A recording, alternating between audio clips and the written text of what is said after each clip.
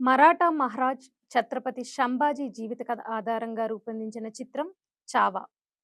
ఫిబ్రవరి 14న థియేటర్స్‌లో విడుదలైన సంభాజీ మహారాజ్ కథను చూసి భావోద్వేగానికి గురవుతున్నారు. సినిమా పూర్తయిన తర్వాత ఉత్సాహంతో ఊగిపోతున్నారు.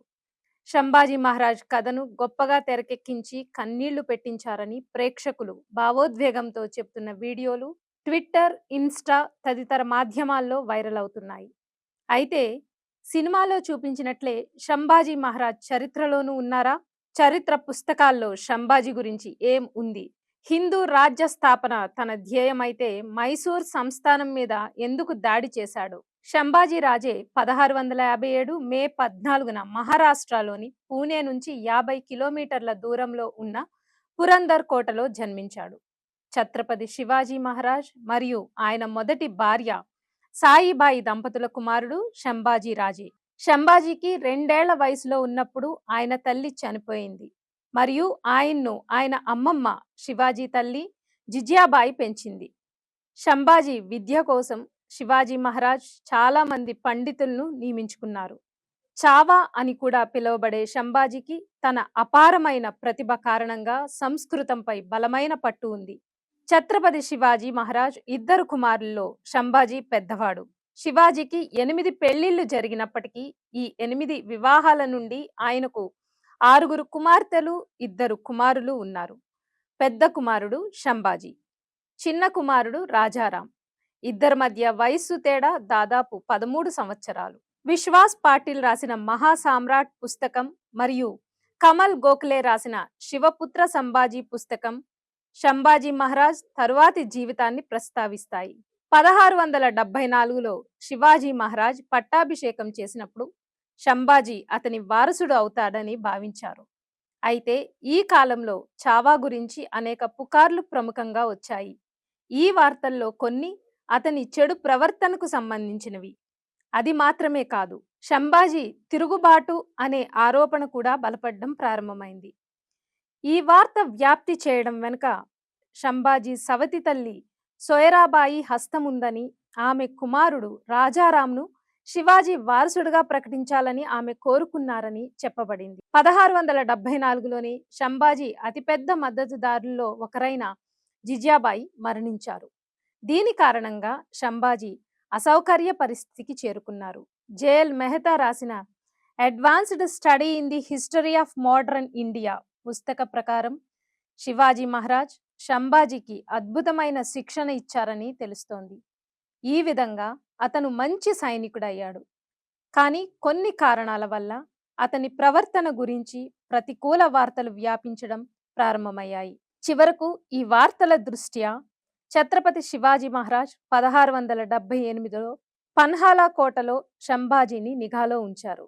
సతారాలోని పన్హాలా కోటలో కొన్ని నెలలు జైలు శిక్ష అనుభవించిన తర్వాత 1678లో సంభాజీ తన భార్యతో కలిసి పారిపోయాడు. 21 సంవత్సరాల వయసులో అతను ఔరంగాబాద్లో ఉన్న మొఘల్ గవర్నర్ దిలేర్ ఖాన్తో చేరాడు. సంభాజీ 11 సంవత్సరాల వయసులో దిలేర్ ఖాన్ను కలిశాడు.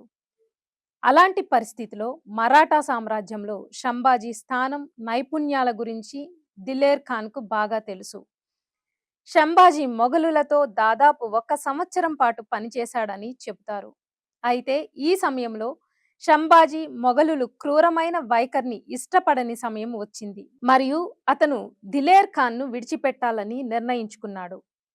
1679లో భూపాల్గఢ్ కోటపై దాడి జరిగిన సమయం ఇది. అక్కడ దిలేర్ ఖాన్ మరియు అతని సైన్యం స్థానిక ప్రజలను క్రూరంగా ప్రవర్తించి మహారాష్ట్రలోని అనేక గ్రామాలను బానిసలుగా చేసుకున్నారు. సంభాజీకి ఇది నచ్చలేదు. ఇది మాత్రమే కాదు, తనను అరెస్ట్ చేసి ఢిల్లీకి పంపాలని ఔరంగజేబు ఇచ్చిన ఆదేశం గురించి కూడా చావాకు సమాచారం అందింది. చివరికి 1679 నవంబర్ ప్రాంతంలో మొఘలులను తప్పించుకొని తన భార్య యశోబాయితో కలిసి బీజాపూర్ చేరుకున్నాడు. డిసెంబర్ ప్రారంభంలో అతను పన్హాలా చేరుకున్నాడు. అక్కడ అతను శివాజీ మహారాజును కలిశాడు. మరాఠా సామ్రాజ్యంలో కొనసాగుతున్న వారసత్వ సమస్య పరిష్కారం కానప్పటికీ తండ్రి కొడుకుల సమావేశం చాలా వేడిగా ఉంది. వైజీ భావే రాసిన 'శివాజీ మరణం నుండి ఔరంగజేబ్ మరణం వరకు' అనే పుస్తకంలో ఇవ్వబడిన సమాచారం ప్రకారం శంభాజీ తిరిగి వచ్చినప్పుడు శివాజీ తన సామ్రాజ్యాన్ని 2 భాగాలుగా విభజించాలని నిర్ణయించుకున్నాడు.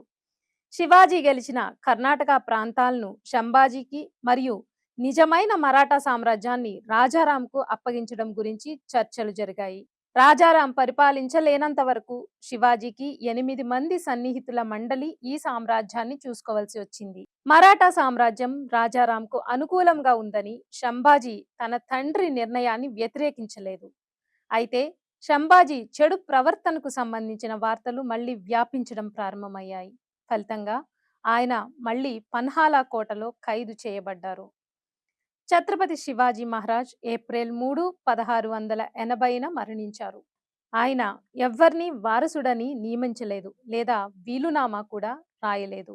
ఆయన మరణ వార్త మొదట్లో శంభాజీకి చేరలేదు. దీనికి కారణం సోయరాబాయి ఆదేశాలేనని చెబుతారు. ఆమె తన కుమారుడు రాజారాంను తదుపరి ఛత్రపతిగా చేయాలని కోరుకుంది. ఏప్రిల్ 21, 1680న రాజారాంను శివాజీ మహారాజ్ వారసుడిగా నియమించారు మరియు ఛత్రపతిగా ప్రకటించారు. అయితే శంభాజీకి దీని గురించి కొంతమంది మరాఠా మిత్రుల నుండి సమాచారం అందింది.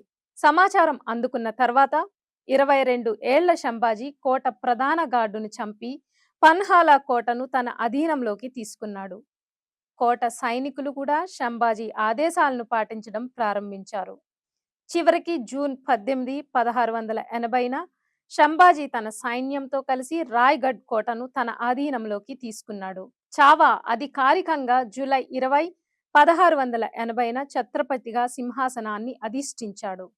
ఈ సమయంలో 10 ఏళ్ల రాజారాం అతని భార్య జానకీబాయి మరియు సవతి తల్లి సోయిరాబాయిని జైల్లో పెట్టారు. తరువాత శివాజీ మహారాజుకు విషం ఇచ్చినందుకు సోయరాబాయికి మరణ శిక్ష విధించాడు. రాజయ్యక పక్క దేశాలపై మిలిటరీ కాంపెయిన్ చేశాడు. మిలిటరీ కాంపెయిన్ అంటే ఆ రాజ్యాలపై దాడి చేసి దోచుకోవడం. దానికి సైనికులకు అనుమతి ఇచ్చాడు. సైనికులు హత్యలు, అత్యాచారాలు చేస్తే శివాజీ ఊరుకునేవాడు కాదు. కానీ శంభాజీ వాటికి అనుమతిచ్చాడు. అంతేకాదు, ఓ బ్రాహ్మణ మహిళపై అత్యాచార ప్రయత్నం చేసినందుకు శంభాజీని అరెస్ట్ చేసి జైల్లో పెట్టాడు శివాజీ. విడుదల చేశాక అతనిపై ఒక కన్ను వేసి ఉంచమని చెప్పాడు. ఆ క్రమంలోనే ఆయన సరిహద్దు దేశమైన మొఘల్ ప్రాంతంపై దాడి చేశాడు.